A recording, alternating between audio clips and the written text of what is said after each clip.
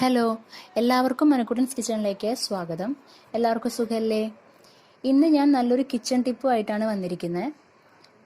എങ്ങനെയാണ് നല്ല പെർഫെക്റ്റ് ആയിട്ടുള്ള പുഴുങ്ങിയ കോഴിമുട്ട നമുക്ക് കിട്ടാന്നുള്ളത് നോക്കാം. എന്നെ അലട്ടിയിരുന്ന ഒരു പ്രശ്നമാണ് ഇത്.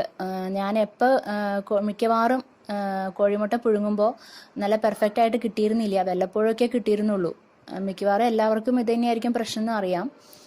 പക്ഷേ ഞാൻ പറഞ്ഞു തരുന്ന ഈ മെത്തേഡിലൂടെ നിങ്ങൾ കോഴിമുട്ട പുഴുങ്ങി നോക്കൂ. ഇതുപോലെ നല്ല പെർഫെക്റ്റ് ആയിട്ടുള്ള കോഴിമുട്ട നമുക്ക് ഇതുപോലെ പുഴുങ്ങിയെടുക്കാം. അത് വളരെ എളുപ്പമാണ്. നമുക്കത് എങ്ങനെയാണെന്ന് നോക്കാം. ഇത് മിക്കവർക്കും അറിയുന്നതായിരിക്കും. പക്ഷെ എനിക്കിത് അമ്മ പറഞ്ഞു തന്നപ്പോൾ എനിക്ക് ആദ്യം കുറേ ഡൗട്ടുകളൊക്കെ ഉണ്ടായിരുന്നു. എന്നുവെച്ചാൽ കോഴിമുട്ട മര്യാദയ്ക്ക് കിട്ടുമോന്നൊക്കെ. അപ്പോൾ നമുക്ക് നമ്മുടെ കുക്കർ ഉണ്ടാവുമല്ലോ, അപ്പോൾ കുക്കർ എടുക്കുക. കുക്കറിൽ കോഴിമുട്ട, ഞാനിപ്പോൾ ഒരു 3 കോഴിമുട്ട എടുത്തിട്ടുണ്ട്. കോഴിമുട്ട നന്നായിട്ട് കഴുകിയിട്ട്, അപ്പം അതിൽ വല്ല അഴുക്കൊക്കെ ഉണ്ടെങ്കിൽ പോകാനാണ് കഴുകാൻ പറയണത്. അതിലേക്ക് നമുക്ക് വെച്ച് കൊടുക്കാം. എന്നിട്ട് വെള്ളം ഒഴിച്ച് കൊടുക്കാം.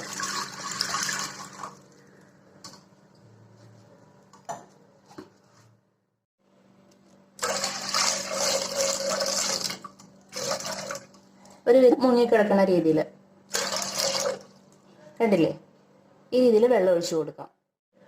അടുത്തതായിട്ട് കല്ലുപ്പ് ഉണ്ടല്ലോ, നമ്മുടെ ക്രിസ്റ്റൽ രൂപത്തിലുള്ള ഉപ്പ്, പൊടിയുപ്പല്ല, കല്ലുപ്പാണ്. അത് നമുക്ക് കുറച്ച് ഇതിൽ ഇട്ട് കൊടുക്കാം.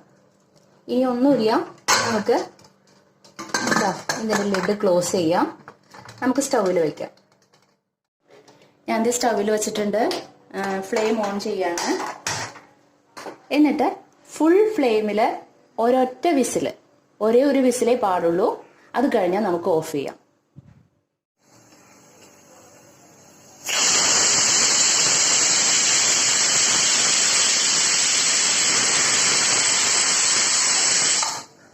ഇനി നമുക്ക് ഇത് ഓഫ് ചെയ്യാം. ഒരു വിസിൽ മതി. ഇതിലെ വിസിലൊന്ന് ഇറങ്ങട്ടെ. അപ്പോൾ ഇതിലെ വിസിലെല്ലാം ഇറങ്ങിയിട്ടുണ്ട്. നമുക്കിതൊന്ന് തുറന്നു നോക്കാം.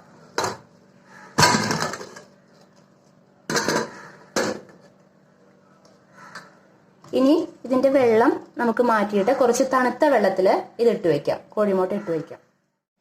ഞാൻ അതിൽ ആ ചൂടുവെള്ളമൊക്കെ കളഞ്ഞിട്ടുണ്ട്. ഈ തണുത്ത വെള്ളം എന്ന് പറയുന്നത് ഫ്രിഡ്ജിൽ വെച്ച വെള്ളമൊന്നല്ല കേട്ടോ, നമ്മുടെ സാധാരണ പച്ചവെള്ളമാണ്. അതിലത് ഇട്ട് വെക്കാം. ഇതിന്റെ ചൂടൊക്കെ ആറിയിട്ടുണ്ട്. അപ്പൊ നമുക്കിനി അത് നോക്കാം കേട്ടോ.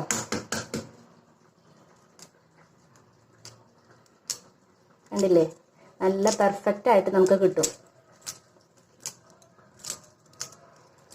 ഈസി ആയിട്ട്, ഒന്നും പുറത്തേക്ക് പോവാണ്ട്. അതായത് ഇപ്പോൾ ചിലതൊക്കെ എന്ന് പറഞ്ഞിട്ടുണ്ടെങ്കിൽ ആകെ പൊട്ടി നാശമായി, കണ്ടില്ലേ? അങ്ങനെയായിരിക്കും നമുക്ക് ബോയിൽ ചെയ്യുമ്പോൾ കിട്ടാറ്. പക്ഷെ ഇത് നോക്കൂ, ഇങ്ങനെ ചെയ്ത് കഴിഞ്ഞാൽ വളരെ എളുപ്പത്തിൽ 5 മിനിറ്റിനുള്ളിൽ നമുക്ക് ഇതുപോലെ നല്ല പെർഫെക്റ്റ് ആയിട്ടുള്ള ബോയിൽഡ് എഗ് ഉണ്ടാക്കാനായിട്ട് സാധിക്കും. എല്ലാം ഇതുപോലെ നമുക്ക് നോക്കാം കേട്ടോ.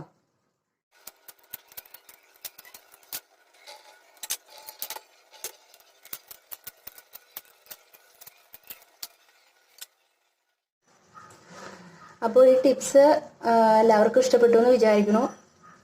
ഇത് മിക്കവർക്കും അറിയാവുന്നതാണ്.